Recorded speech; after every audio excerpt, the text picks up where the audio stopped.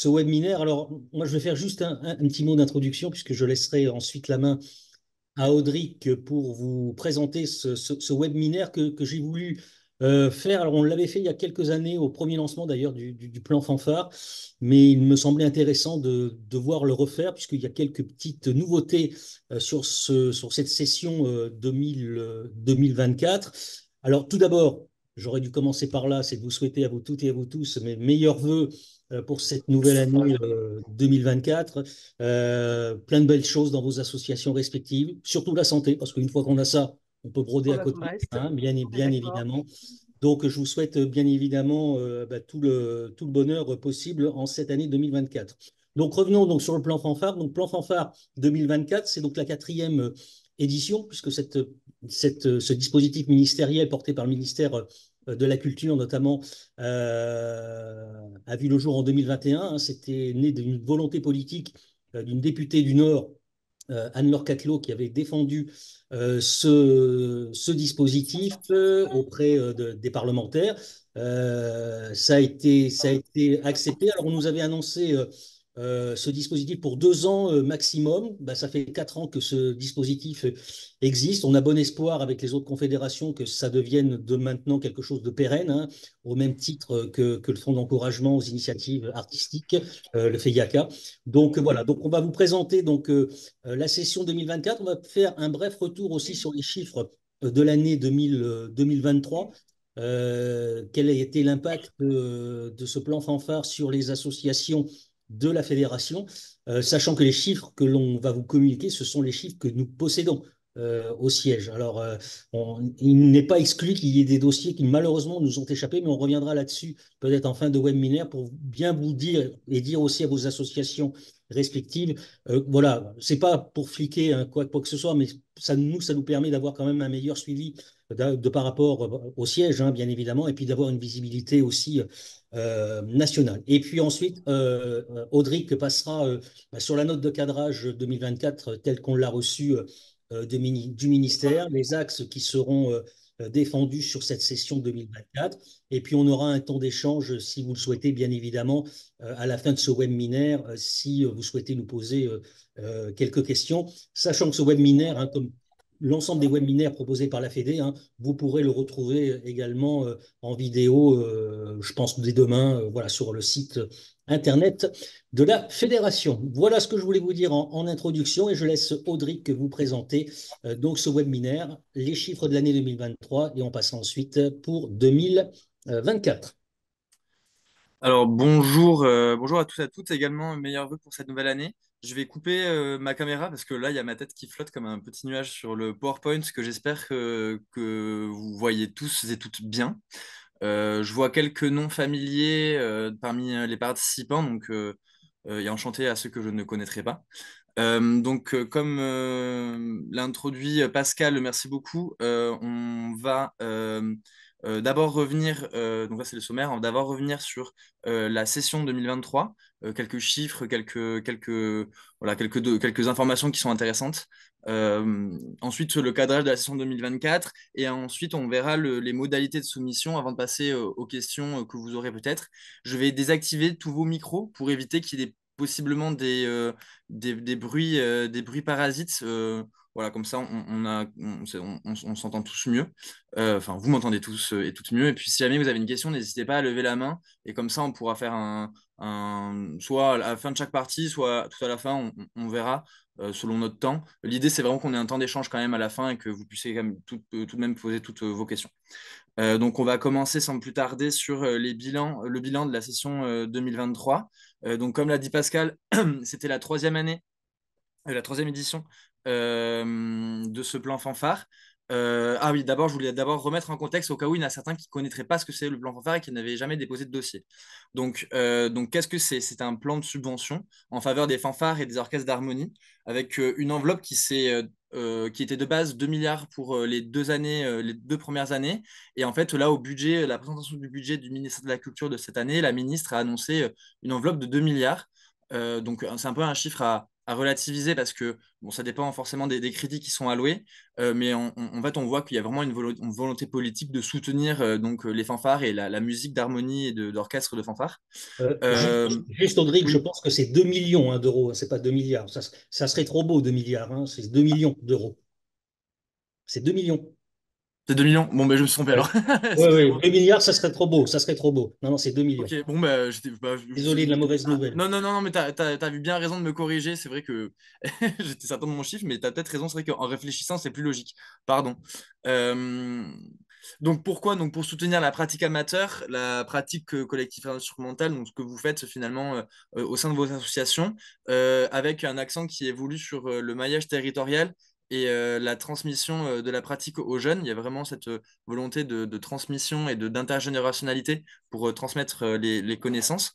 Euh, donc c'est pour les ensembles musicaux amateurs, en particulier dans les territoires qui sont ruraux. Le ministère et les DRAC, en fait surtout c'est le DRAC, voilà, sont attentifs à ce qui se passe dans les territoires ruraux et qui pourraient être éloignés de l'offre culturelle. Et par qui? Donc, ça a été lancé par le ministère sous l'impulsion de la députée du Nord. Mais c'est mis en œuvre par les DRAC et autour des DRAC. Donc, c'est déconcentré, ou les DAC ou les DCJS en fonction du territoire dans lequel vous êtes.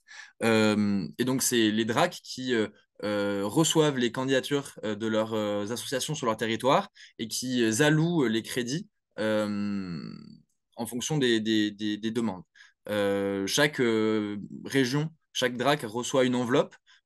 Cette année, nous, on n'a pas connaissance de l'enveloppe par les DRAC. Ce serait intéressant à savoir, mais j'ai pas eu l'information. Et voilà, c'est vraiment les régions qui gèrent ça. Les DRAC sont les directions régionales artistiques et culturelles, au cas où. Je préfère le préciser parce que c'est vrai qu'on a l'habitude de dire DRAC, mais peut-être que certains ne connaissaient pas l'acronyme. Donc, les axes généraux de ce plan fanfare, elles sont restées les mêmes depuis la création du plan fanfare. Donc, c'est l'accompagnement des artistes amateurs, le développement de partenariats et de collaborations, et le soutien aux initiatives rayonnant sur un territoire élargi. Le troisième axe, il est un peu, c'est un langage un peu abstrait, moi je trouve, mais en fait, on va le voir après, c'est plutôt précis comme modalité, comme axe en fait de développement. Euh, donc pour 2023, il y a eu 19 dossiers déposés dans les DRAC, à notre connaissance, comme le disait Pascal. 15 ont été soutenus par des associations qui viennent de 8 régions différentes. Donc c'est 5 dossiers de plus que l'an dernier et une région en plus. Donc en fait, ça montre que voilà, c'est en fait un plan qui marche et qui intéresse beaucoup les assos. Et il y a eu beaucoup de succès cette année. J'ai accompagné les dossiers de subvention pour les projets en lien avec la transmission et la formation des musiciens. Voilà, ça, c'est ça, des projets qui ont pas mal marché, mais par contre un peu moins pour les projets qui sont purement événementiels. Parce que en fait, très rapidement, les DRAC, certaines DRAC estiment que certains projets événementiels ne rentrent pas tout à fait dans le plan fanfare. Et comme il y a beaucoup d'associations, de plus en plus d'associations, pas que FSCF, qui euh, euh, candidatent, qui soumettent un dossier, la concurrence se fait un peu plus rude pour des enveloppes qui ne sont pas forcément extensibles. Donc, c'est vrai qu'il y a un choix maintenant de la part des DRAC de privilégier certains types de projets plutôt que d'autres. Et les projets purement événementiels on va dire, par certains DRAC en fin de choix. Euh, c'est un tableau que je vous montre qui dresse le portrait des régions et du nombre de projets déposés par région et des enveloppes sollicitées et des enveloppes attribuées. Donc en fait, on voit que Pays de la Loire et Nouvelle-Aquitaine sont en fait nos principaux bastions à la FSCF d'associations qui postulent au plan fanfare. Après, je sais que normalement, historiquement et en général pour les autres fédérations musicales, c'est plus les Hauts-de-France qui sont plus représentés. Mais pour nous, c'est Pays de la Loire, Nouvelle-Aquitaine. Et par exemple, on voit que pour les régions où il y a pas, il y a un peu moins je sais qu'en Nouvelle-Aquitaine, il y a eu beaucoup de dossiers, pas que pour nous, hein, pour toutes les fédérations. J'étais en contact avec la personne qui gère ça à la DRAC Nouvelle-Aquitaine et c'est elle justement qui m'a expliqué que il y a un peu de concurrence maintenant entre les dossiers et on voit que au niveau des répartitions, des fois on voit que il y a moins de pourcentage pour les régions où il y a le plus de dossiers. Mais en général, on voit en fait que c'est une hausse aussi de l'enveloppe qui est allouée auprès pour les projets. En fait, on a une augmentation hein, par rapport à l'année dernière. Comme on peut le voir, on a quasiment doublé le montant demandé, mais aussi le montant attribué aux associations. Voilà. Euh, je voulais également parler de certains projets qui ont été subventionnés l'an dernier en fonction des axes principalement identifiés dans leur dossier de subvention, dans leur projet. Ça ne veut pas dire qu'il y ait uniquement un seul axe, mais c'est des axes qui sont, on va dire, principaux ou en tout cas qui donnent la couleur au projet. Donc, on a eu un plan de formation euh, à l'association Écho de la Loire de Drin dans le Maine-et-Loire avec un partenariat avec une école de musique locale avec un stage et une représentation. Donc ça rentre tout à fait dans l'axe numéro un qui est l'accompagnement des artistes amateurs. Non, ça, si, c'est ça, l'accompagnement d'artistes amateurs. Donc là, c'est plus les cadres de formation pour à la fois monter en compétences auprès des techniques pour les musiciens, mais aussi pour les cadres et les chefs d'orchestre, euh, pour qu'ils puissent améliorer leur dispositif pédagogique, pour ensuite avoir une formation des musiciens au quotidien qui soit de meilleure qualité. En fait, c'est vraiment une montée en compétences, comme c'est le cas avec la chantenaisienne de Châtenay-Ville, Ville et Deux, je ne sais pas si je l'ai écrit, si je le dis bien, dans la Sarthe, où là, où vraiment, on a voulu développer le répertoire et proposer une animation musicale de qualité sur le territoire. Donc, ce dossier a vraiment avait mis l'accent sur voilà, pouvoir diffuser auprès du territoire et auprès des musiciens un plus grand répertoire. Pour l'axe numéro 2, qui est celui du développement des partenariats et des collaborations, on a la réalisation d'un film documentaire sur l'histoire de l'éveil de Marin, que Pascal pourrait nous expliquer et nous parler longuement, réalisé par un cinéaste local. J'ai choisi ce projet parce qu'effectivement, ce partenariat avec le cinéaste local, c'est quelque chose dont les DRAC sont sensibles, parce que le maillage culturel, le maillage des associations culturelles, pas forcément musicales, mais aussi d'autres cultures, c'est très intéressant et ça participe en fait, un peu au bouillonnement culturel d'un territoire. Et ça permet des projets qui sortent un peu de l'ordinaire et qui sont du coup repérés par les DRAC et qui sont bien appréciés par les personnes qui les jugent, qui jugent les dossiers.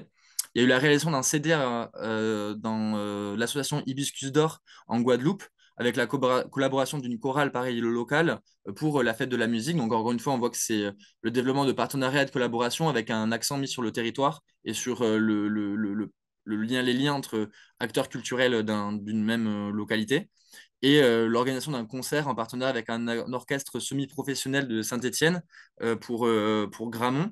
Donc, encore une fois, c'est mettre l'accent sur des collaborations ici avec peut-être une structure qui est semi-professionnelle, donc qui est différente d'un orchestre de personnes amateurs ou du moins non professionnelles.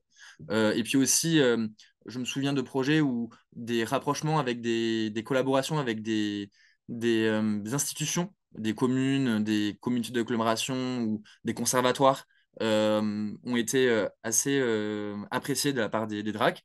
Donc ça, c'est pour le développement de l'axe 2 du plan fanfare. Et pour l'axe 3, c'est le rayonnement du territoire élargi. Donc en fait, c'est sur les mêmes thématiques que l'axe 1 et 2, mais avec une initiative fédérative qui comporte donc une structuration autour du territoire. Donc là, on retrouve en fait des projets qui ont des... On n'en a pas eu encore, il me semble, mais des projets qui ont en fait un lien avec une autre fédération, par exemple, musicale, comme la CFBF ou voilà. Euh, et en fait, là, pareil, encore une fois, quand ça implique une autre structure que l'association ou bien même la FSCF, mais en collaboration avec une autre structure, pareil, fédérale sur une région ou un département, pour pouvoir structurer l'action, c'est quelque chose qui est bien apprécié de la part de DRAC et qui est, en fait, où ils vont le soutenir de manière plus significative. C'est aussi des projets qui sont plus conséquents, de fait. Euh, donc, les préconisations donc, pour aborder pardon, la prochaine session du plan fanfare, donc c'est ce webinaire à destination de vous, l'association, mais aussi des comités régionaux et départementaux, parce qu'il y a vraiment une volonté d'associer les CD et les CR dans cette démarche-là. Parce que comme ça permet aussi de, à la fois au CRSD de peut-être mieux connaître leur territoire et leurs orchestres, mais aussi au CDCR de pouvoir mieux les accompagner, peut-être même de se rapprocher des DRAC. C'est quelque chose qui peut être intéressant pour pouvoir faire des échanges de bonnes pratiques, mais aussi de pouvoir s'identifier sur un territoire les partenaires et les possibles structures qui peuvent aider. Et qui ça permet également de communiquer plus efficacement sur le maillage associatif de la fédération. Euh, euh, on va y revenir, mais c'est vrai qu'il y a comme le disait Pascal, il y a certaines fois où des associations, ça a été le cas cette année, ne nous préviennent pas au niveau du siège, au niveau des comités régionaux, qu'ils font un plan fanfare, qui préparent un dossier plan fanfare et qui vont le déposer. Alors qu'on pourrait tout à fait imaginer un accompagnement pour pouvoir voilà, un peu réfléchir sur le dossier. Alors que voilà, il y a la force, on va dire, pour pouvoir s'entraider. Donc maintenant qu'on a fait un petit retour sur la mise en contexte et l'édition 2023, on va parler de l'édition 2024 et ce qui change. Donc, je voulais revenir plus en détail sur les axes et sur ce qui est attendu et sur ce que ça veut dire, ce que les mots veulent dire en fait, enfin, ce que les termes du ministère, c'est concrètement ce que c'est. Donc, pour l'accompagnement des artistes amateurs, on parle de formation, comme je l'ai dit, d'ouverture artistique et de formation des encadrants. Donc, comme je le disais, formation des amateurs selon des actions. Oula, j'ai fait une terrible faute sur action, excusez-moi, avec un X, je suis désolé. Euh, donc là, on a des stages, des plans de formation, des masterclass, des résidences, des ateliers construits autour d'un plan qui est réfléchi avec des intervenants extérieurs, avec des présentations à des musiciens professionnels, par exemple. L'attention est portée sur la transmission, les jeunes et l'intergénérationnel. C'est vrai que les projets sont euh, l'axe intergénérationnel en général dans les pratiques amateurs, c'est quelque chose qui est vraiment apprécié et en fait un des objectifs qui est le plus représentatif de ce que les DRAC cherchent à promouvoir. Parce que derrière le plan fanfare, en fait, c'est la transmission d'une culture et d'un patrimoine qui est parfois en perdition dans certains territoires. Et c'est pour ça que l'intergénérationnel et de transmettre aux plus jeunes, c'est un des objectifs, une des actions qui est très positif dans un dossier. L'ouverture artistique pour la commande d'œuvres, par exemple, l'aide à la composition, ça peut, et l'ouverture à de nouveaux répertoires de disciplines ou de pratiques. Par exemple, j'ai pensé à un enregistrement, comme l'a fait une association qui s'est enregistrée pour qui a fait comment ça s'appelle? Un arrangement de l'hymne olympique et qu'il a enregistré ensuite pour pouvoir l'utiliser à travers un clip de l'hymne olympique. Donc, par exemple, ça, c'est une pratique que les fanfares n'ont pas forcément l'habitude de pratiquer au quotidien. Et ce qui est apprécié, c'est de vouloir s'ouvrir vers d'autres formes de pratiques. Voilà. Et ensuite, c'est la formation des encadrants et des cadres, comme je le disais. Donc, voilà, pour développer des compétences pédagogiques, s'ouvrir à de nouveaux outils, favoriser la transmission et l'apprentissage et aussi développer les connaissances musicales, ça dans une optique de long terme, pouvoir au mieux former les amateurs euh, au, tout au long de l'année et tout au long de l'action. Euh, je ne l'ai pas dit dans l'introduction et dans la contextualisation du plan fanfare, mais c'est assez important. Le plan fanfare n'est pas une subvention qui vise à soutenir les fonds de développement des associations, mais vraiment des projets. Voilà, c'est juste une précision. Le plan fanfare n'a pas vocation à soutenir autre chose que des projets qui sont menés grâce en partie, à cette subvention. Je dis ça parce que ça m'a fait penser les connaissances musicales. Une des choses qui n'est pas soutenue non plus, c'est l'achat d'instruments qui n'a pas vocation, qui n'est pas accompagné d'un projet autour. Voilà. Euh, Ensuite, pour le développement des partenariats et des collaborations, comme je le disais, pour favoriser les rencontres entre musiciens, mais rencontres aussi entre bénévoles, rencontres entre adhérents, entre pratiquants de diverses pratiques culturelles et artistiques, mais pas que. On peut aussi imaginer une rencontre avec des pratiques sportives. Euh, que ce soit des ensembles ou des orchestres, ou que ce soit des associations culturelles locales, ou même, comme je viens de le dire, pas que culturelles, ça peut être aussi socio-éducatives, sportives, comme des conservatoires ou d'autres associations, où on peut avoir un échange de bonnes pratiques. Il y a eu beaucoup de projets l'an dernier où ils se sont entraidés entre conservatoires et entre associations. Rapprochement avec des institutions territoriales. Donc, comme je disais, avec les institutions publiques pour que, par exemple, les communes puissent bénéficier, enfin, puissent mieux connaître leur. Ah, il y a juste quelqu'un qui vient d'arriver, je l'ajoute, qui vient de.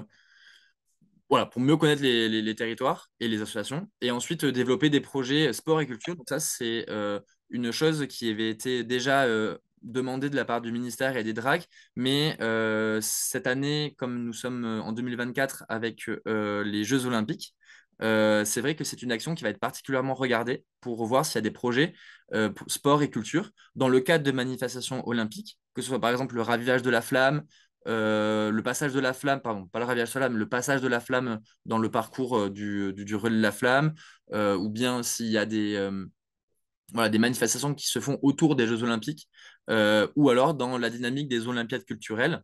Et je le rappelle, donc, les Olympiades culturelles, c'est un programme, un dispositif qui vise à rapprocher le monde de la culture et celui du sport dans le cadre d'actions qui sont du coup valorisées par le comité national olympique à travers la labellisation des projets qui rentrent dans son cadre. Donc, par exemple, s'il y a un projet euh, fanfare sport pendant voilà, cette année, il peut être labellisé Olympiade culturelle, bénéficier du coup d'une plus grande visibilité et attirer un peu voilà, plus de monde et aussi du coup se teinter d'une couleur qui soit, euh, qui soit appréciée de la part des, des, des DRAC, tout simplement. Et enfin, donc le troisième axe, soutien aux structurations et de qualification des acteurs et de leur réseau dans une dynamique territoriale. Donc là, c'est de la part d'une volonté du ministère de voir se rapprocher donc les instances fédératrices, que ce soit celles en musique, donc l'UFEM, la CFBF, CMF et FSF, qui sont les quatre fédérations partenaires qui ont participé à la construction du plan fanfare au moment de son lancement. Euh, pour voilà, entraîner au sein d'un territoire, qu'il soit département ou région, une plus forte structuration, un travail collaboratif entre ensemble et entre fédérations, euh, pour déployer des projets qui sont euh, plus ambitieux, mais qui font converger les forces musicales dans le cadre d'un projet. Il y a déjà des opportunités, des initiatives qui existent. Par exemple, en Aura, en Bourgogne-Franche-Comté et en Hauts-de-France, pour le plan fanfare, on a déjà des, des, des, des,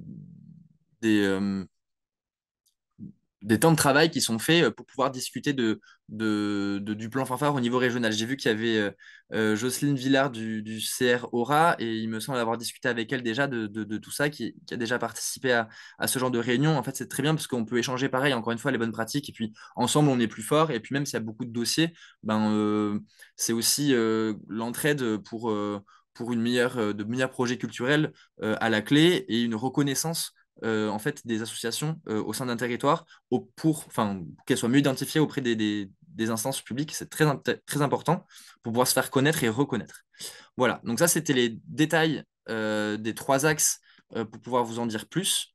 Euh, Comme je l'ai dit, comme c'est l'année 2024 avec les Jeux Olympiques, euh, l'attention sera portée sur donc les projets en lien avec les Jeux, à la participation à l'Olympiade culturelle, ainsi qu'aux différentes célébrations olympiques organisées dans les villes-étapes du parcours de la flamme. Donc, ces projets-là, ils seront vraiment, il y aura beaucoup d'attention sur eux. euh, pour pouvoir mieux accompagner les associations et les structures qui souhaitent mettre en place ce type de projet dans le cas du plan fanfare ou même autre, hein, il y a des conseillers techniques, euh, j'ai perdu le terme, mais c'est CTE, enfin des personnes qui sont dédiées à cette aide-là au sein des départements et qui sont des personnes ressources pour pouvoir mettre en place et organiser ce type de projet.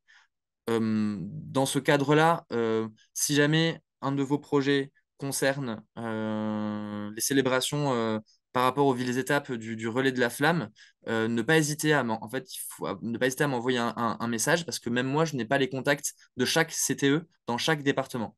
C'est un peu euh, une bizarrerie, mais il y a des CTE qui ont été nommés dans chaque département, ou presque, mais, ou du moins dans les départements où la flamme passe, mais on ne peut pas, pour des raisons de protection des données, diffuser cette liste-là, mais par contre, on peut l'avoir en demandant. Donc, ne pas hésiter à me, à me demander et pour qu'on puisse voilà, mettre en place ce type de projet qui sont des beaux projets puisque voilà, les Jeux Olympiques, ça n'arrive qu'une fois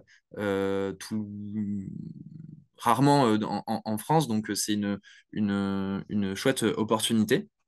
Et comme je l'ai déjà dit plusieurs fois, l'attention sera portée aussi sur les projets structurants interfédéraux au niveau départemental et régional. Voilà, j'avais mis la petite note ici que les projets qui portent uniquement sur l'achat d'instruments ne peuvent pas être subventionnés et que l'achat d'instruments doit être conditionné autour d'un projet qui justifie cet achat. Euh, pour les modalités de dépôt et le calendrier de mise en œuvre. Donc, tout le monde, toute association ou comité départementaux peuvent déposer un projet. Euh, N'hésitez pas à nous prévenir au siège pour qu'on puisse vous accompagner dans cette démarche-là.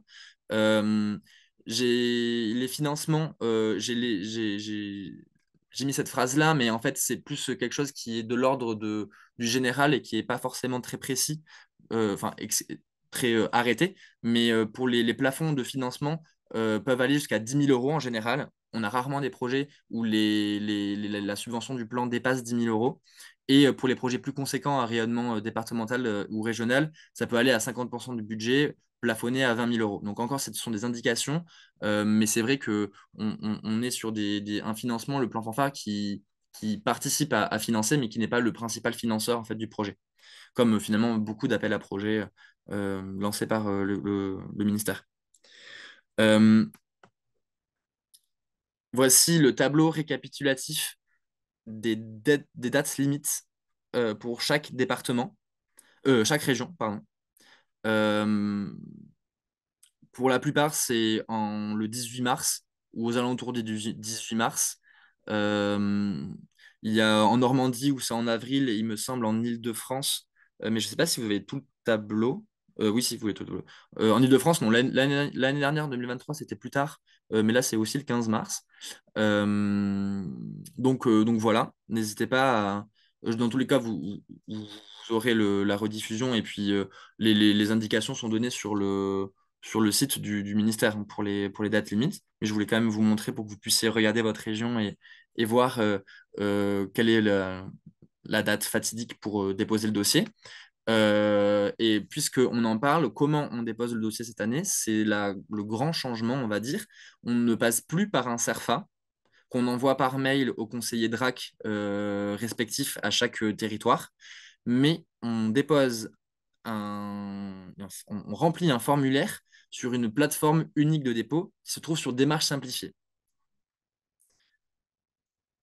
On nous demande que vous passiez, que les associations passent par la page internet du ministère, du plan fanfare, et de cliquer sur accéder au formulaire qui se trouve tout en bas pour éviter en fait des problèmes de redirection, etc. Il faut vraiment aller taper sur Google Plan Fanfare. On a la page du ministère et tout en bas, en fait, on a du coup le bouton accéder au formulaire. Et ensuite, là, on tombe sur le formulaire que je vais vous montrer dans un instant. Euh, et on remplit, en fait, les, euh, les critères sont euh, globalement les mêmes que lorsque c'était le CERFA. Mais là, c'est en fait un langage qui est moins administratif, pardon, qui est moins administratif et voilà, qui est plus intuitif en fait, on va dire. Et ensuite, suite à l'instruction des dossiers, le retour se fait également par la DRAC. Entre juin et septembre, normalement, selon les DRAC, ça dépend des DRAC. Je sais qu'on a eu Septembre, j'exagère un petit peu, mais je voulais prévoir large. En général, les derniers, c'est août. Et de manière globale, c'est en juin ou début juillet. Et ensuite, il faudra justifier l'utilisation de la subvention l'année suivante avec un bilan du projet. Mais également, ça, c'est propre à quasiment à chaque demande, à chaque appel à projet et demande de subvention. Euh, Avant de vous montrer le site, donc la FSF propose d'accompagner toutes les associations affiliées ou les comités territoriaux qui souhaitent déposer un projet.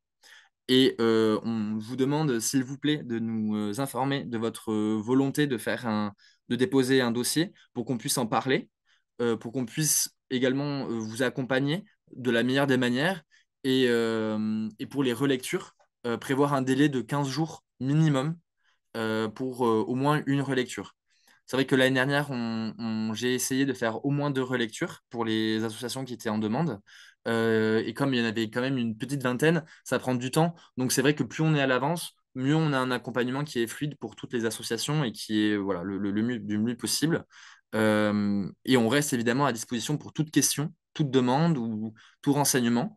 On peut par exemple imaginer aussi de mettre en relation des personnes qui sont dans les DRAC auprès de présidents d'associations s'il y a des questions très précises. Parce que même si je connais le plan fanfare, je travaille pas au DRAC, donc des fois j'ai des questions, des réponses. Je n'ai pas forcément toutes les réponses, pardon. Voilà, ensuite il y a mon contact, mon adresse mail, mon numéro de téléphone pour cela. Donc maintenant, peut-être que je vais prendre quelques questions s'il y en a. N'hésitez pas à réactiver votre micro et après je vais présenter le formulaire, vous présenter le formulaire. S'il n'y a pas de questions, on enchaîne. Juste une petite précision, Audric, ça peut intéresser, puisque je vois qu'il y a quand même quelques responsables de comités donc, départementaux et régionaux, dire que si le comité départemental, mais je crois que j'en avais déjà parlé à quelques-uns lors des congrès, alors je le sais parce que je le mesure chaque année, moi, depuis que le plan Fanfare existe, au niveau de ma profession, puisque je travaille pour la CMF Charente-Maritime, mais un comité départemental ou régional qui mettrait en place un stage d'une durée de 4-5 jours, batterie fanfare, orchestre d'harmonie, peut déposer un dossier, voilà, pour être soutenu. Moi, je sais que ça fait 3 ans, sur mes stages du mois d'avril et du mois d'août, j'ai quand même une subvention qui a avoisiné, je crois, l'année dernière, 5 000 euros, donc ce qui est quand même pas négligeable. Donc voilà, donc s'il y avait des comités départementaux et régionaux qui mettaient en place sur leur territoire des stages de musique, ça rentre dans ce cadre-là. Alors, je mets des petits guillemets aussi parce que souvent les DRAC ont des interprétations différentes d'une DRAC à une autre. On a eu Mm. l'exemple cette année sur ce que vous a dit d'ailleurs Audric Mm. sur l'événementiel. On a Mm. par exemple le comité régional de Bretagne qui a soutenu la rencontre régionale qui s'est déroulée à Belle-Île-en-Mer. A contrario, celle de la Nouvelle-Aquitaine a refusé de financer celle qui se déroulait dans le Pays Basque. Voilà, donc il y a des lectures complètement différentes, mais Voilà. aussi, c'est lié aussi au nombre de projets, à mon avis, Ouais. qu'il faut aussi déposer dans les DRAC, où il y a des choix Ouais, à oui, faire. complètement. Ouais. Je suis tout à fait d'accord avec Pascal, effectivement. C'est vrai qu'on a eu 2 grands prix régionaux qui ont été enfin un qui a été subventionné et l'autre et un autre non. Euh, et c'est exactement pour cette raison-là. Cette raison-là, c'est parce que effectivement en Aquitaine, là, quand j'ai posé la question, on m'a répondu que c'était parce que effectivement les projets événementiels étaient surtout ce type-là était quasiment tout le temps menés en fait et que du coup ils privilégiaient au vu du nombre de dossiers et de l'enveloppe allouée par la centrale au DRAC, à la DRAC Nouvelle-Aquitaine, privilégier de financement de d'autres projets un peu plus on va dire fragiles si jamais il n'y avait pas la subvention du plan. Voilà. Est-ce qu'il y a des questions?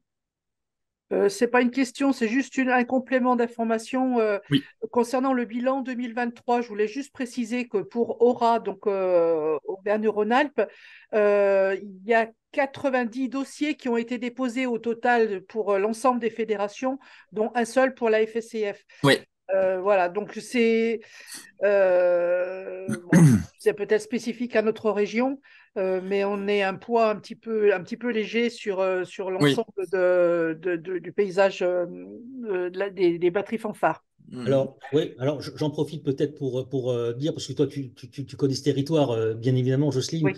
peut-être aussi d'en faire la promotion. Alors, peut-être que certains se disent que c'est pas à leur portée, que c'est pas à leur niveau, mais je pense qu'il y a quand même des formations encore musicales dans votre région. Je pense à Saint-Just-Malmont, je pense à Dunières, je pense à enfin, qui est regroupé sous le vocable Velay Synergie. Mais il y a sans doute des formations qui mériteraient peut-être de s'intéresser à ce projet-là, parce que alors Ouais. on est très content, hein, nous 19 dossiers. C'est vrai que comme le disait Audric, c'est la première année où on en a autant. Hein. Je crois qu'on doit Oui, avoir 70 associations musicales de référencées, hein, sur l'échelle ça. nationale. Donc on a une vingtaine. Donc on se dit que sur le panel, c'est quand même, Hmm, on pourrait en avoir un peu plus. Mais effectivement, il y a des territoires ça qui représente. sont un peu en souffrance. Alors c'est vrai que pour Laura, oui, on a bien compris que c'était Gramont qui avait été subventionné. La Bretagne, alors c'est pareil, bon, parce que je vois Pascal, mais on en a un peu discuté au congrès. Je pense que les associations de Bretagne, faut qu'elles n'hésitent pas, parce que d'autres le font à leur place, hein, il n'y a pas de problème. Hein. Mais je pense que voilà, je crois que le seul projet en Bretagne qui a été financé, c'est le projet du concours régional à Belle-Île-en-Mer. Hmm, Donc hmm. voilà, on a quand même aussi des structures en Bretagne. Donc je te fais confiance, Pascal, pour porter la bonne parole au prix des autres associations musicales de Bretagne, et puis dire aussi qu'il y a un vrai accompagnement. C'est vrai que pendant des années, on avait justement ce manque au siège fédéral, et aujourd'hui, que ce soit aujourd'hui Audric, avant c'était Hélène, voilà, où on a un vrai accompagnement au niveau du siège, comme les Mhm. autres fédérations l'ont. Donc il ne faut pas hésiter à les solliciter. Ils seront très contents il sera très content de pouvoir vous aider, notre cher ami Audric, et de vous accompagner sur ces projets plan fanfare.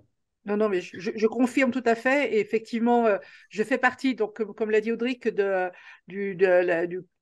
l'espèce de comité entre toutes les fédérations où on examine dossier par dossier. Donc, du coup, j'ai une petite connaissance des dossiers, et je regrette toujours que la FSCF ne soit pas mieux représentée. Donc, au niveau du comité régional, on va essayer d'appuyer pour que les fédérations, les associations musicales présentent des dossiers.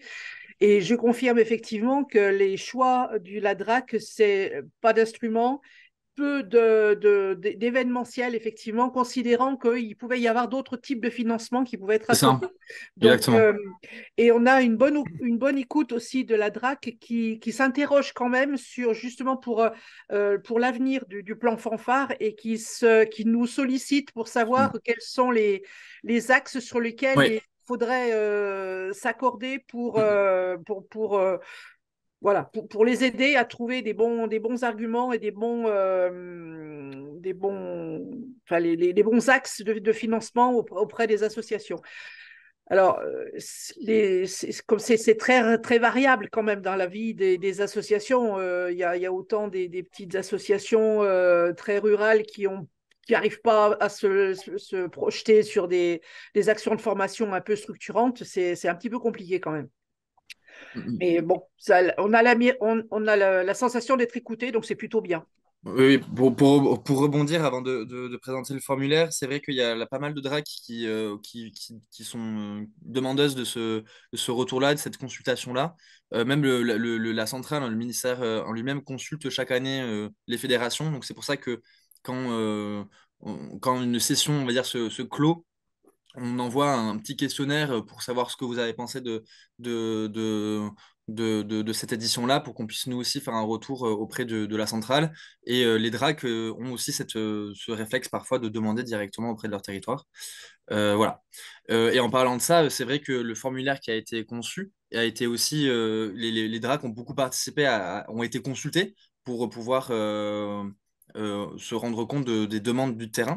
Donc ça fait une bonne transition pour pouvoir vous partager mon écran euh, pour le euh, tac, Le temps, ça. le temps que tu partages ton écran, Audric, voilà, juste rappeler aussi que Ça. ce plan fanfare a mis en lumière quand même toutes nos pratiques en amateur. Et ça, c'est une bonne chose. Oui, Oui, oui, oui.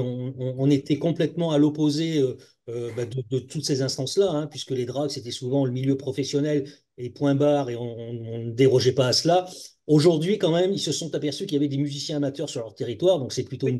une bonne chose. Donc moi, ce que je vous invite aussi à faire dans vos territoires, et notamment là, ça s'adresse plutôt aux comités départementaux, régionaux, c'est aussi de prendre attache avec vos DRAC, hein, avec vos référents musique DRAC, parce que voilà, plus on se montrera, plus on sera aussi visible. Hein, mais voilà, ils ont aussi connaissance maintenant de ce terrain-là qu'ils méconnaissaient il y a encore 3 ans, quoi. Donc c'est plutôt une bonne chose. Donc, Absolument. voilà, donc il faut considérer que les DRAC, c'est un peu le pendant des GDOS ou des CROSS pour le sport, mais nous, on a besoin pour la culture, voilà, d'investir aussi ces directions déconcentrées du ministère. Absolument. Je pense ils sont aussi demandeurs à ce qu'il y ait pas mal de rapprochements interfédérations. Donc là aussi, il faudra enfin, tous les territoires sont pas identiques, mais qu'on voit quelle marge de manœuvre ou pas, enfin c'est pas le bon terme, mais ben, comment on s'inscrit dans dans ces partenariats éventuels pour permettre bénéficier de ce plan fanfare et de développer la musique, quoi. Ouais. C'est peut-être un autre sujet, quoi, mais il faudra peut-être aborder. Non, non, effectivement, les DRAC et le ministère apprécient beaucoup que les fédérations musicales se rapprochent et qu'il y ait de la collaboration. C'est vrai que, bah, comme je l'ai expliqué, c'est les projets qui Mm. sont en ce sens-là seront valorisés et seront bien identifiés et avec voilà, une attention accrue. Je vois que le temps file et il nous reste 15 minutes, donc je vais passer au formulaire. Donc là, moi, donc une fois que on... Peut-être que je vais le faire en live, comme ça va être en immersion. Donc, une fois qu'on est sur la page du plan fanfare, donc comme je disais, tout en bas, là on a toutes les régions, voilà. Tout en bas, on a Euh, accédé au formulaire. on voit qu'un écran où il y a marqué Zoom. Ah bon? Ah Ouais, mince, excusez-moi. Je comprends pas comment ça se fait. Ah si, excusez-moi. Hop là, je recommence. Est-ce que là c'est bon? c'est mieux. Excusez-moi. Ouais. Donc, sur la page du ministère, on descend tout en bas. On a accédé au formulaire. Et là, on tombe sur la page de démarche simplifiée qui est une, une plateforme qui propose voilà, de soumettre certains dossiers de subvention. Il y a certaines régions qui le faisaient déjà, par exemple les Pays de la Loire l'ont déjà fait cette année, et même Aura d'autres. aussi. Aura Voilà, aussi, j'en ai fait Laura avec des aussi. marches simplifiées. Voilà. Et ensuite, là, donc c'est le même formulaire pour tout le monde. Et il faut juste se munir de son SIRET pour que on puisse vous identifier et pré-remplir certaines données. Et ensuite, hop, c'est ici. Moi, j'avais déjà du coup fait un truc. Continuer, on crée un dossier et ensuite on a du coup notre formulaire. Et ensuite, on remplit tout simplement. Les questions sont plus ou moins les mêmes que lorsqu'on avait le CERFA, mais on le remplit directement et c'est plus simple. Il y a des gens dans la salle d'attente. Bon, hop. Euh, donc voilà. Donc ensuite, pour vous faire dans l'ordre. Donc là, on vous demande si c'est première demande ou renouvellement. Si vous avez déjà été subventionné dans le cadre du plan fanfare. Et ensuite, quelle subvention vous avez perçue, quel montant. Et si jamais vous avez été plusieurs fois subventionné, voilà, vous ajoutez un élément pour subvention perçue et vous remplissez de même. Euh, voilà les choses pour lesquelles je voulais attirer votre attention. Euh, c'est sur certaines questions. Donc là, on a juste les personnes qui sont chargées du suivi, qui peuvent être différentes du président de l'association, par exemple, ou de la présidente. Et ensuite, là, on passe à la présentation du projet, avec donc du coup son intitulé, le type d'ensemble de fanfare. Voilà, et comme ça permet aussi mieux de mieux identifier quel type de structure en fait ils ont à faire. Une courte description du projet, donc là un peu un résumé concis, 400 caractères, c'est assez concis. Et ensuite là la description plus longue du projet, 10 000 caractères. Je ne sais pas si tout le monde ici a déjà euh, rempli un SERFA pour le plan fanfare. Euh, mais moi, je me souviens de quand les conseils que je donnais, c'était comme il y avait la fiche annexe qui présentait l'association, etc. Je conseillais de rester très voilà, concis dans la description du projet. Ici, il n'y a pas de fiche annexe qui est proposée. enfin, on peut mettre des dossiers en plus, mais n'hésitez pas ici, 10 000 caractères, c'est peut-être assez pour contextualiser rapidement voilà, pourquoi vous faites le projet, dans quel but, et de le décrire aussi dans vos mots et, euh, et comment vous le présenterez. Par contre, je pense que c'est aussi important de le décrire toujours, mais cette fois-ci de manière un peu plus administrative ou dans le langage du ministère. Voilà, en mode de plan d'action, qu'est-ce que vous allez faire, comment, de manière très concise, comme c'était le cas dans le CERFA. Je ne sais pas si je suis clair. On pourra revenir si vous avez des questions. Donc là, 10 000 caractères, c'est quand même une bonne longueur. Ici, là, vous pouvez agrandir, je crois, si jamais, voilà, vous pouvez faire plus long, plus court. Ensuite, on a les objectifs du projet. Donc, les objectifs, c'est les résultats que vous attendez. Donc, par exemple, euh, vous mettez un plan de formation, un objectif, ça peut être augmenter le répertoire de l'orchestre et que certains types de répertoire rentrent dans le répertoire classique, on va dire, de l'orchestre, par exemple. Ça peut être un des objectifs. Et donc là, je conseille de le mettre en termes de très concis, en bullet points, en tiré, avec des objectifs globaux, des grands objectifs, avec des sous-objectifs. Par exemple, comme je le disais, par exemple, favoriser la formation des musiciens et ensuite, par exemple, objectif que les musiciens puissent jouer avec un orchestre professionnel, par exemple, ou semi-professionnel. Enfin, ce genre d'objectifs-là. Vous avez plus de matière à exemple que moi, je pense que je ne suis pas musicien. Donc là, c'est les objectifs. Et en fait, les objectifs, ils vont répondre ensuite aux critères d'évaluation que vous allez devoir remplir dans le formulaire. Et là, les critères d'évaluation, on y viendra après, c'est en fait comment vous allez mesurer la réussite de ces objectifs-là. Mais on va y venir tout à l'heure. Donc là, la date de début du projet et de fin du projet. Ensuite, il nous pose des questions en oui et en non.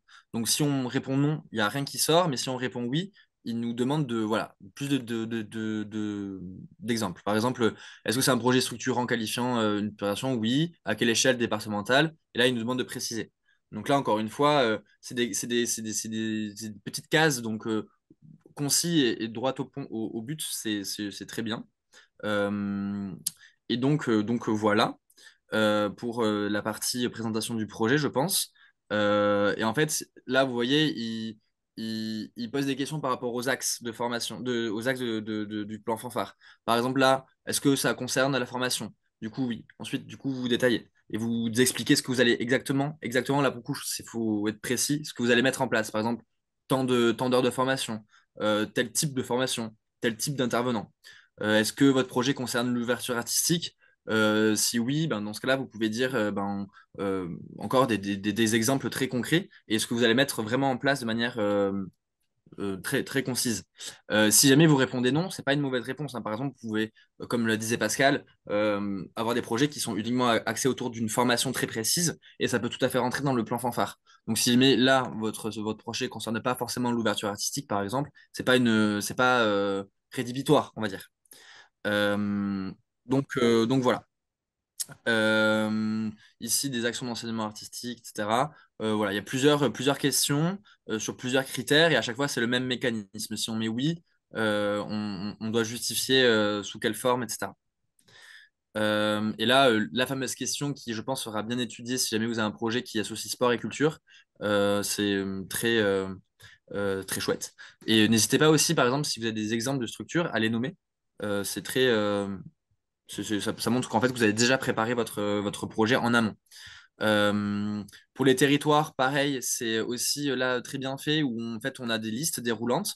Donc par exemple là on a les communes et si jamais on rentre une commune, on va voir la commune rentrée. Les EPCI concernés, donc les EPCI pour rappel, ce sont en fait le nom qu'on donne aux communautés d'agglomération, aux communautés de communes, aux métropoles. Voilà, ce sont des établissements publics de coopération intercommunale.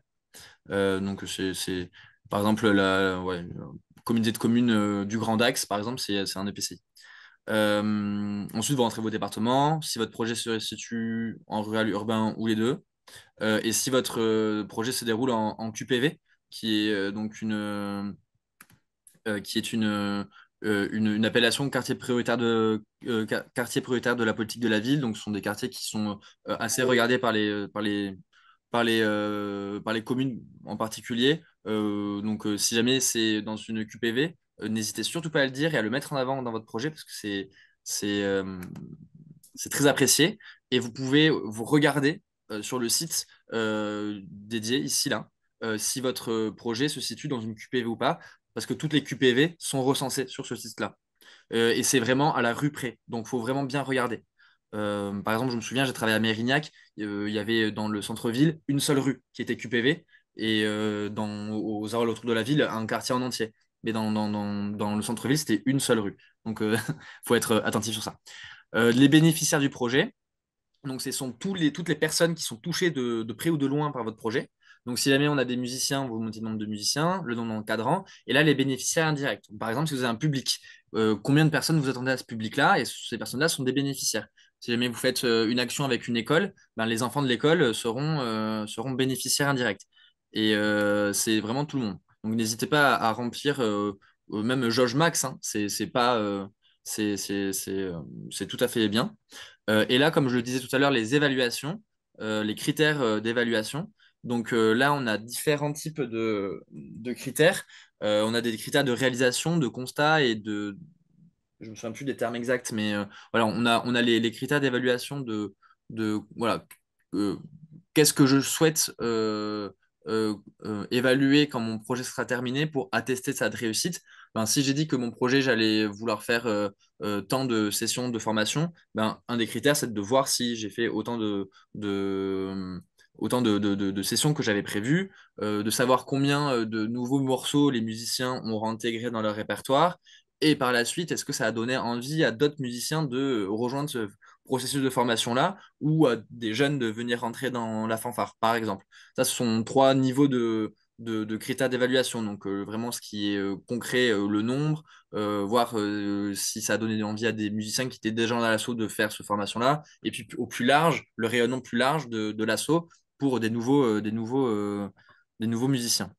Donc, encore une fois, ici, n'hésitez pas à faire des points, des listes avec des grands objets, des grands points d'évaluation et des sous-points qui sont plus précis.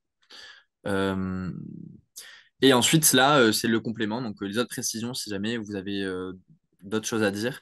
Voilà, donc là, c'est plus des choses qui sont très administratives, les agréments, etc. Ici, vous pouvez joindre des documents relatifs au projet. Donc, par exemple, vous faites intervenir un musicien professionnel, n'hésitez pas à mettre son CV. Ça donne de la qualité aussi à votre dossier. Et ça montre que vous avez sélectionné ce musicien-là et qu'il n'est pas forcément et qu'il est vraiment voilà. Ça montre que vous l'avez qui participe au projet de manière très impliquée. Euh, voilà, par exemple, c'est un exemple que je donne. Et vous pouvez aussi mettre une photo qui illustre le travail de votre groupe. Euh, c'est une demande qu'on a à chaque fois, chaque année. Le ministère nous demande des photos des fanfares qui ont participé au plan fanfare pour pouvoir les valoriser, que ce soit sur leur site ou autre. Euh, et là, il faut certifier que la photo est libre de droit, donc ça veut dire qu'il faut avoir la cession de droit de la part du photographe. Ensuite, là, on a les moyens affectés au projet. Donc le nombre de bénévoles, salariés, nombre de volontaires. Bon, ça, je passe, mais juste noter par exemple, on met un et là il faut donner le nombre de bénévoles en emploi taux plein travaillé. Voilà, ça veut dire en fait si jamais vous avez un bénévole, mais à combien en équivalence de taux plein, ouais, de temps plein de travail, je ne me souviens plus du terme, mais c'est en fait si jamais ça avait été un salarié, combien il aurait été embauché, quoi, s'il faisait du mi-temps ou du 30%, etc. Et son équivalent en du coup euh, plein de travail. Euh, Là, on a une information pour savoir s'il y a un recrutement. Donc, ça peut être par exemple des stagiaires ou des services civiques. Ça va être intéressant. Et ensuite, les attestations. Il faut surtout pas oublier cette partie. Dans tous les cas, vous ne pourrez pas soumettre si vous n'avez pas rempli tous les petites étoiles. Voilà. Donc là, c'est les déclarations euh, qui attestent sur l'honneur que les informations là sont vraies. Euh, et ensuite, le montant de la subvention demandée. Pour le budget prévisionnel total, hors contribution volontaire en nature, c'est important parce qu'il il faut différencier les deux. Vous devez ensuite remplir vos pièces justificatives. Donc, rien d'étonnant, le RIB, le budget du projet, le budget de l'asso, les moyens humains au 31 décembre de l'année écoulée, le compte annuel clos, et ensuite savoir si l'asso a perçu des subventions. À noter que pour les pièces justificatives, il y a des modèles à télécharger. Il faut les télécharger, les remplir et ensuite les mettre ici. Parce que c'est plus voilà, pour harmoniser, dans ce souci d'harmonisation et d'accès égal à tous, à toutes les associations. Voilà, il y a vraiment cette volonté d'avoir les mêmes documents. Euh, et ensuite, on dépose le dossier. Et puis voilà. Petite précision sur le budget. Euh, Pensez à bien mettre du coup le montant de la subvention dans votre budget dans le budget du projet quand vous le remplissez, et de d'autres subventions si jamais vous en demandez d'autres. Important parce que des fois il y a des assos qui oublient. Il faut que le budget soit équilibré, le budget du projet au moins, il faut vraiment qu'il soit équilibré. Ça, c'est une chose que vous savez, je pense. Et le budget de l'association, pareil, qu'il soit équilibré au mieux possible, avec également le projet dedans et la subvention, etc., etc. Euh, et puis, ne pas oublier les contributions volontaires en nature qui peuvent être valorisables en fait sur le sujet, sur le projet, par exemple, ben, vous avez beaucoup de bénévoles, n'hésitez pas à le mettre parce que ça montre que voilà, votre projet il est conséquent, qu'il implique beaucoup de bénévoles et que c'est quelque chose qui est important pour le territoire, pour la commune, etc., etc. Et enfin, je remonte pour vous montrer ici le inviter une personne à modifier ce dossier. Donc là, c'est pour que je puisse avoir accès, qu'on puisse avoir accès à votre dossier pour pouvoir le relire et vous apporter des commentaires. Donc là, vous cliquez sur ça, ah, 1, 2, 3. Entrez mon adresse mail et un message si vous le souhaitez. Et du coup, moi, je pourrais avoir votre dossier, le relire et vous faire des commentaires précis sur ça. Il y aura plus besoin de m'envoyer, de me télécharger le dossier, de me l'envoyer par mail, etc., etc. Normalement, je reçois un mail quand une personne m'ajoute à son dossier, mais n'hésitez pas à m'envoyer un mail en plus si jamais. Et dans tous les cas, le mieux, c'est quand même que, si vous le souhaitez, on parle du projet en amont de remplir ce formulaire. Voilà, je pense que j'ai fait le tour de ce formulaire-là. Je ne suis pas rentré dans le détail pour le budget parce que c'est vrai qu'on manque de temps et que c'est vrai que ça aurait été bien que je présente un peu comment on remplit un budget parce que voilà, ça peut toujours être utile, mais c'est vrai que c'est court en 1 heure de tout rentrer. Mais Le je montant de reste la tout à fait. subvention, il ne faut pas qu'il dépasse 50% du montant du budget Oui, global de l'action, parce que c'est... ça, c'est ce que j'ai dit dans la présentation de tout à l'heure. ouais. Effectivement, il y a des plafonds qui sont pas forcément officiels, mais officieux. Et en tout cas, c'est vrai que nous, on fait attention à ça. Et là, les DRAC aussi, c'est que le plan fanfare ne doit pas être l'unique subvention ou la principale subvention du projet, mais une aide. Donc, effectivement, c'est plafonné aux alentours de 10 000 € max. Et en général, c'est pour les projets qui n'ont pas une grande ampleur, c'est aux alentours de 20-25% du montant total.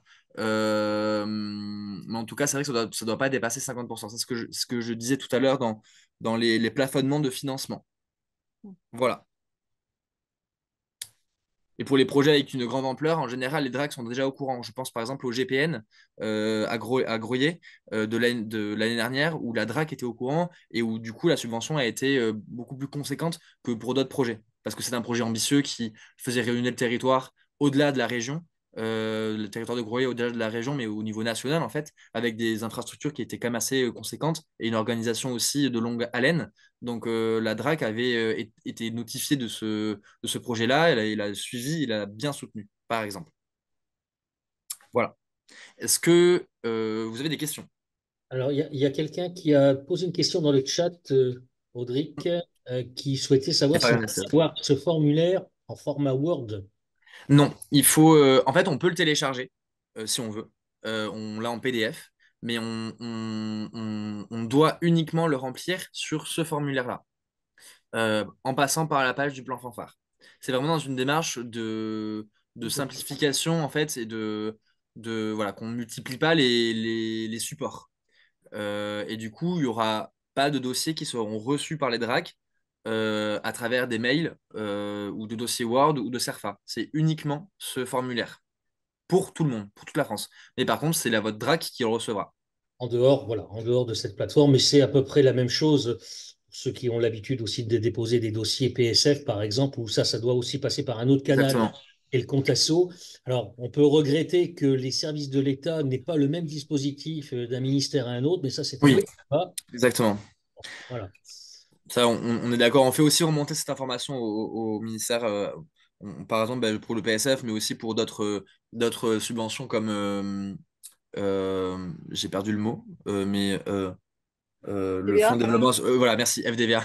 Cherchez ça. Parce que c'est pas là, il me semble pas que ce soit la même plateforme. Si, Parce que FDVA, c'est le compte asso. C'est Contasso c'est aussi. Contasso, ouais, mais c'est pas démarche simplifiée, c'est Non, pas la même chose, non? Non, non, non, non, c'est non, non, Contasso. compte asso. Oui, oui, Donc, ceux qui n'ont oui, pas oui. d'asso de créer de compte dans mes démarches simplifiées, il faut le faire rapidement, quoi. Donc, Ouais. Après, c'est vraiment pas long. C'est voilà, faut rentrer l'adresse mail que l'on souhaite rattacher au compte, le numéro de tirette pour qu'on puisse être identifié, son nom, etc., etc. C'est les infos basiques de chaque association. et c'est important que vous le fassiez parce que c'est maintenant aussi via cette plateforme-là que généralement on mentionne les changements de bureau, les changements de statut. C'est par cette plateforme-là que ça se passe. Donc, il faut le faire. Généralement, maintenant, les préfectures acceptent plus trop les demandes Oui, de choses comme ça. Donc, ça doit passer par ce c'est canal. oui, oui. Pour information, mes démarches simplifiées, c'est relié à votre compte France Connect. Et donc, du coup, le compte de l'asso aussi. Donc, en fait, c'est voilà, dans une volonté de pouvoir harmoniser et rassembler toutes les informations administratives des structures ou des individus. On en pense qu'on veut, mais voilà. Voilà. Voilà, voilà. Est-ce qu'il y a des questions ou encore? Ou tout est clair? Dans tous les cas, comme je l'ai dit, je suis disponible par mail. Donc, audric.bonamy, arobase, je vous le mets dans le chat, au cas où vous l'auriez pas. Euh, et puis Moi, par téléphone. j'avais une question qui n'est pas tout à fait en direct avec le plan fanfare, mais avec l'activité musique. Lors du congrès, Christophe Rougier a évoqué l'écriture d'une adaptation de l'hymne olympique pour les BF. Oui, Oui, Est-ce que c'est d'actualité? Est-ce que c'est toujours... Enfin, il me semblait qu'il avait dit que ça serait disponible sur le mois de décembre, donc ouais. on est encore dans le délai, c'est juste pour ça. Alors pour tout te dire, c'est moi qui devais le faire. Ah, Et pardon. j'ai pas eu le temps. J'ai pas Bon, eu le temps.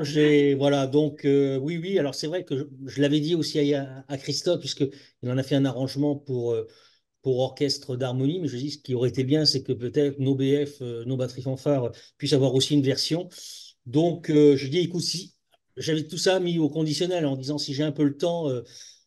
Voilà, je peux le faire, mais je n'ai pas pu dégager du temps de le faire. d'accord. Ouais, je suis Non, non, désolé c'est de pas. devoir te répondre ce genre de choses. Non, Mais parce qu'on pourrait être sollicité par les comités olympiques départementaux, justement, par rapport au passage de la flamme, etc. Et que si on a ça à notre répertoire, c'est quand même intéressant. ouais. Non, Mais non, mais pour l'instant, ça n'est quand pas tu fait. pourras. Quand je pourrai. Ouais, malheureusement, le temps m'est compté. Voilà. D'accord. Non, non, mais il n'y a pas bon, de. Et puis juste, mais bon, c'est pas l'objet de ce webinaire, mais on reviendra aussi vers vous parce qu'on a une réunion, enfin deux réunions prochainement avec le ministère autour des Jeux Olympiques, parce que je sais que certains ont demandé comment on pouvait aussi faire en sorte que les fanfares soient partie prenante hein, dans les manifestations autour de ces Jeux Olympiques. Alors, on est en pleine réflexion, et peut-être que Audrey peut en dire deux, trois mots, mais bon, c'est pas l'objet de ce webinaire, mais on a des rendez-vous, notamment avec les autres confédérations nationales, pour éventuellement mutualiser aussi les musiciens, parce que comme vous le savez, les Jeux Olympiques, c'est pendant l'été, et pendant l'été, souvent, les associations soit sont en vacances, c'est aussi sur des jours sur semaine, donc voilà, si on ne mutualise pas à un moment donné les moyens, peut-être que ça sera compliqué de faire des choses. Donc, mais on reviendra vers vous parce qu'on a deux importantes oui. réunions voilà, courant janvier pour pouvoir établir un plan d'action avec les trois autres fédérations de pratique amateurs. Oui, oui, dans tous les cas, ce sont des informations qui seront diffusées auprès des territoires et des associations de musique. Voilà, donc il n'y a pas de souci de ce côté-là. et vous serez informés. Très bien. Bon, bah, en tout cas, merci beaucoup pour votre présence. Merci Et puis, Audrey. comme je le disais, bah, pas de souci. Comme je le disais, si jamais vous avez besoin, n'hésitez pas à me joindre par mail. Bon, mais bonne soirée à tous et à toutes. S'il n'y a pas plus de questions en relation avec le plan fanfare, je pense qu'on peut s'arrêter là et se libérer.